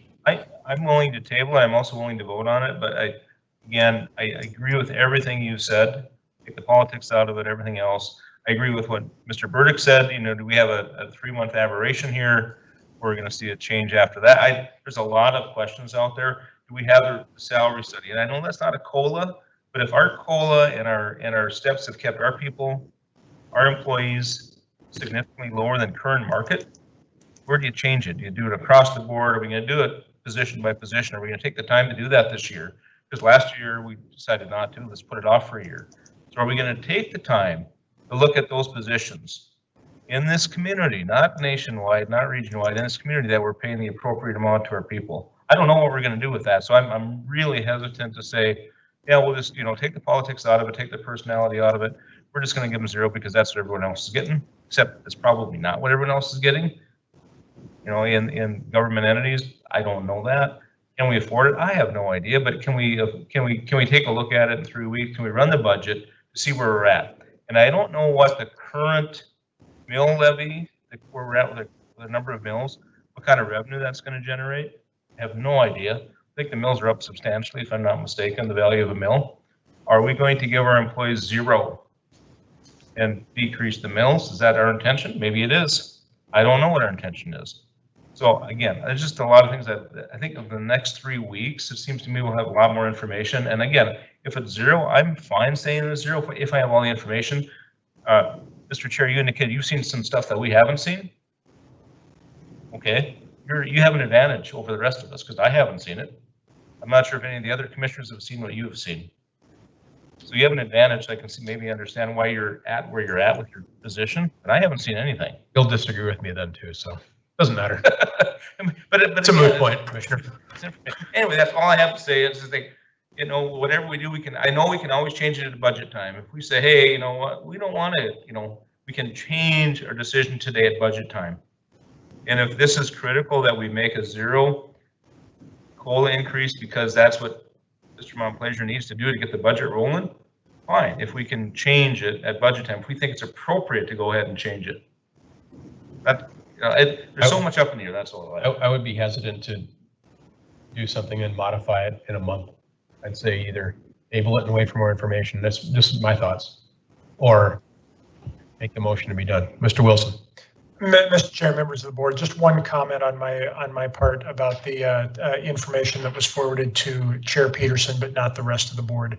I just wanted to explain that I forwarded that out to the chair as I got it. I waited only because I wanted to have a conversation with Gallagher, so I had a better understanding of what I was looking at before I forwarded, so I could provide some context. At that conversation, that's when they indicated that they will be providing more definitive recommendations, and that'll be coming in 2 weeks. Regardless, I don't want one of you to have information that the rest of you don't. Before the end of the day today, you will have the full survey that was received, so you all have that. At the same information, and then you will all get the recommendation packet as soon as I get that. So I just wanted to be clear on that. Further discussion. Mr. Chairman? Yes, sir. I have to apologize a little bit because we haven't actually started anything on the budget yet. We've been preoccupied with other duties, but I think if we had a couple more weeks until your next meeting, we can probably answer a lot of the questions that are coming up now. One of the things I had thought about when, Robert forwarded the data on the additional data that he got is that really doesn't affect the COLA, but we can put a dollar amount in based on that as a jackpot to figure out during the budget process where those dollars go. So I'm comfortable with waiting for 3 weeks to make the decision, and we can work on it then. Commissioners, discussion.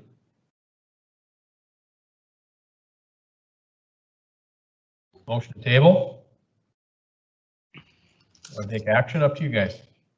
You have to table that. There was no motion. I suppose you have to go action. Continue on. Item 5.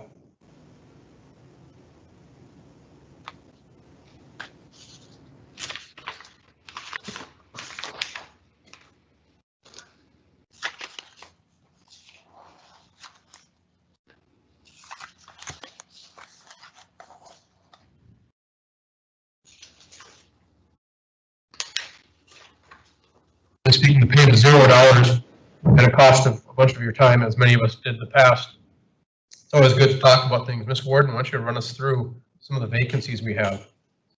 vacancies, not the ones that we have in hand. You want me to talk about the vacancies? You start wherever you see. Okay, well, okay, so the first sheet in your packet there's four people that have submitted applications for different boards. So we'd be looking for a motion to approve those. The second handout are boards with vacancies and the number of members needed.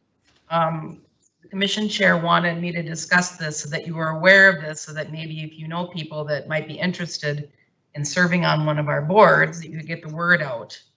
The one that's probably the most that stands out is the Southeast Human Services Board. There's 4 people that are appointed by the county and we've got 4 vacancies. So I have heard some feedback from a person that was on there, and it's a 2-year commitment that the board, I don't know, it sounds a little dysfunctional maybe. So I don't know if that's the reason why there's the reluctance to want to serve on that board. So we'd look for a motion to approve those that have applied, as well as just an acknowledgement from us or our team that we need some appointments. If we know anybody, ask the good word. Mr. Chair. Mr. Sherling. Thank you. So I occupy one of those appointed seats for Fargo Planning Commission, and we've lost a couple of our longtime appointees from Cass County in the last couple of years, and they haven't been replaced. But honestly, I don't think people are aware, because it seems like there's a lot of people that live in Fargo that are interested in being on the Fargo Planning Commission. It's a very active commission. I don't think people that live in the Fargo's ET area understand or are aware that there's an opening, because you have to go through us rather than the Fargo City Commission. And I just wonder, not only for that board, but for other boards as well, you know, are we really advertising in the right place? God bless the newspaper. I read it every day. I wish it was the most popular thing around, but we all know that, you know, people get their information from other areas. And I just wonder if there isn't something else we could do to draw people's attention to these different boards. I will say I have gone to some Southeast Cass, whatever you call that, meeting, and I didn't really feel that my presence was very valuable. That's exactly. And, you know, yeah.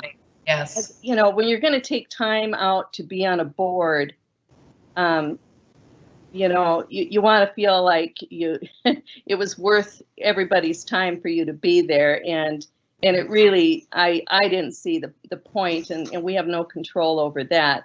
Fargo Planning Commission, it's very engaging and very interesting, and you know, I just would really encourage somebody, but you got to be, you know, the ET area is south a little bit and north a little bit of Fargo, and that's it. So, you know, I don't know what the solution is, but I would love to get people engaged in that. And maybe Catlin would have some ideas. I don't know. Yep, that was just suggested to me. We have our public information, our liaison now, so that could be something we could do in terms of trying to recruit. Mr. Chairman?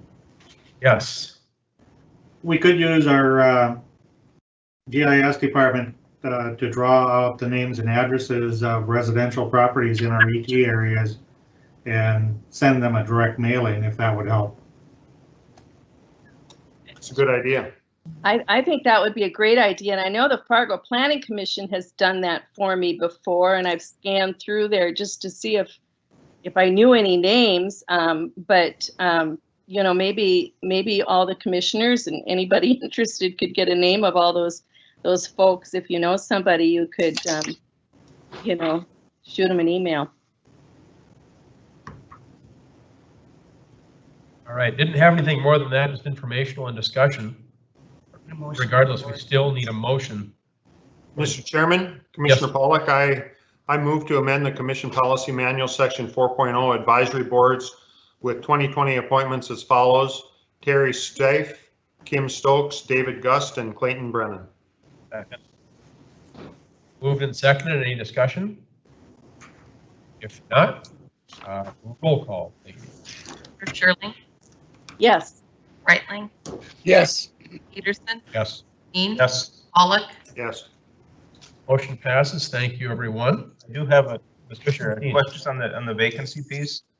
County Park Board, what, it's one lay person. We have Brandy Pyle, and we had another gentleman who never showed up to the meeting. anybody from the county? Anybody from the county. All right, thank you for that. And then the other one was the School Reorganization Committee. One from District 3. Right. Do we have somebody from District 3 before? We've had people. Okay, because we have, I think I'm on that, you're on that. Brandy Pyle's on that. Right. Okay, thank you. Okay, with that, vouchers, Commissioner Brightling. I've had an opportunity to visit with Mr. Montplaisir and with Mr. Benson with some thoughts or questions I had concerning some of the items. I found those explanations to be excellent. I would move that the bills be approved as published. Is there a second, please? Moved and seconded. Any discussion? Any discussion? If not, roll call vote, please. Commissioner Dean, Yes. Shirley, Yes. Brightling, Yes. Peterson, Yes. Pollock, Yes. Motion passes. Committee reports. Mr. Wilson. Mr. Chair, members of the board, I'm going to be brief this afternoon, but one thing is I just mentioned that I will be joining you remotely for the meeting on Monday the 6th. As vacation time worked out, I will be returning, and so I will be participating in the meeting, but I will be participating by phone or Teams. That concludes my report. Wow. Commissioner Brightling. This isn't a report, it's a question. I've looked at the minutes for the Flood Sales Tax Committee, and in 2 cases, they've approved funding at 90% of what the cost estimate was. My question is, who's going to pay the other 10%? Presumably the users They just don't get reimbursed. The owner. yeah. the owner. Will we have to bill them, or will, how do we process that? Mike can answer. Mr. Montplaisir, logistically, could you share with us how this all transpires? Sure, we would probably pay the hard contract costs of destroying the house, that sort of thing. But on the closing for the house, when we actually buy it, we deduct that 10%. Of the total project cost or just the house cost? Of the total project cost. And the project cost may come in less than what was on the Okay. proposals. So it ends up being a wash, pretty much, right? It won't be a wash, but the homeowner has to put some money in, basically. This is Rick. I think on when we went through this at the meeting, we actually bumped up their values that we pay them by about 10% over the appraised value. And so it comes out kind of in the wash. The other thing, of course, is the homeowner doesn't have any realtor fees or fix-up costs or anything like that. So they do come out pretty good. Do they sign an agreement to that effect? It'll have to be agreed upon before we buy it, yes. You'll have a purchase agreement. Thank you.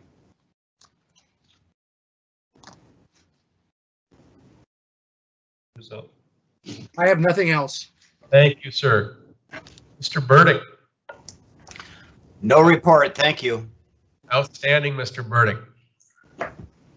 Commissioner Pollock. One of the things I'm wondering about is, I believe that the county measure number 1 failed. Do I have that? Did it ultimately fail? Yes, sir. Correct. So do we have any county department heads that live outside of the county? Do we have anybody, I'm guessing Clay. I don't know the geographical locations. Do we have anybody that lives in Clay? Not at this time that I'm aware of. I know we did have, Stan lives in Moorhead. Stan Wolf. he was, Stanley, okay. I think that was known and it goes back a long time. Well, Well, I don't think that I can ignore the directive of the voters. You know, if that's what the home rule charter says, and the voters said, we want you to enforce that, I believe that we have to enforce that. I think the issue. I don't see any way around it. Mr. Burdick, are you still on, sir? I believe it's illegal, correct? Maybe you could phrase the question a little better. Is it legal for the Cass County Commission to force a department head to live in Cass County? Based on what's in the home rule charter? I have not investigated that. I'm not quite sure what the answer to that is. I don't know. I don't think we have. What the answer is, Mr. Burdick. Pardon? You darn well know what the answer is. What I know is that it would make more sense if there were some emergency situations we were trying to address. But it doesn't seem to be. State of emergency. But that doesn't seem to be the circumstances we have here. It seems to, I don't know why it was included in there, but it's not for a reason, it's for emergency purposes. So it seems to me that it's on soft footing. I can certainly investigate that and come back to you with a report. Would you, I think, because Commissioner Pollock's opinion stands. I mean, it's a valid concern that if the voters of the Cass have spoken theoretically twice, right, through the initial creation of the home rule charter and now through this vote to not eliminate it, it would be prudent for us to then come back and say, oh, by the way, it's illegal. So here's what we're going to do as a commission. So I would be very grateful, sir, if you'd spend some time looking into this to find out if what the home rule charter says is kosher. I'd be glad to research it. You're my hero. End of my report. Thank you. Thank you, sir. Commissioner Steen. Just a couple of things. On the 18th, there's a GFM EDC meeting. 24th, I have a Fargo Dome committee meeting. I believe some other diversion authority meetings on the 24th as well. I have a diversion authority meeting on the 25th. And on the 30th, have the Fargo Dome board meeting.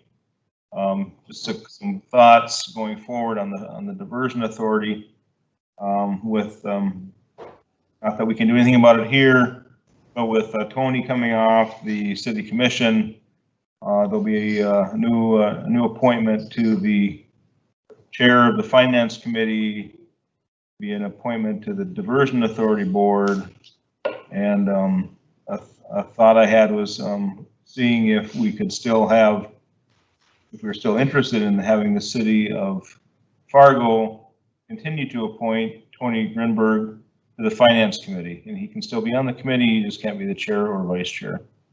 I'll be following up on that. Thank you. Commissioner Shirley.